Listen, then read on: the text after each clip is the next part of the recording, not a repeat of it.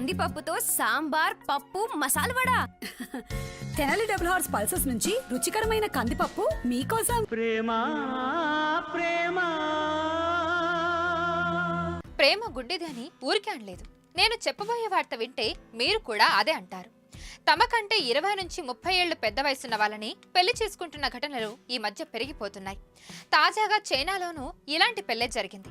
వాళ్ళిద్దరి మధ్య ఉన్న ఏజ్ గ్యాప్ తెలిస్తే మీ మైండ్ బ్లాంక్ అవ్వాల్సిందే.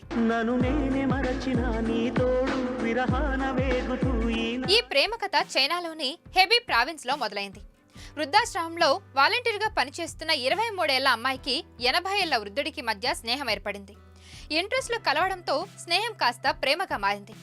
ఇద్దరి మధ్య ఏజ్ గ్యాప్ అక్షరాల 57 ఏళ్లు.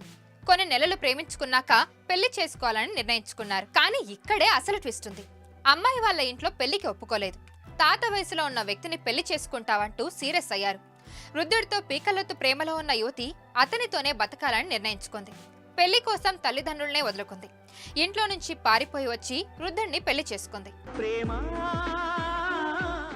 వృద్ధుడి మెచ్యూరిటీకి ఫ్లాట్ అయ్యానని యువతి చెప్పగా అమ్మాయి అందానికి ముగ్ధుడినయ్యానని వృద్ధుడు తెలిపాడు. ఇప్పుడు ఈ వార్త సోషల్ మీడియాలో వైరల్ అవుతుంది. ముసలోడికి దసరా పండగంటూ కొందరు ఫన్నీగా కమెంట్స్ చేస్తున్నారు.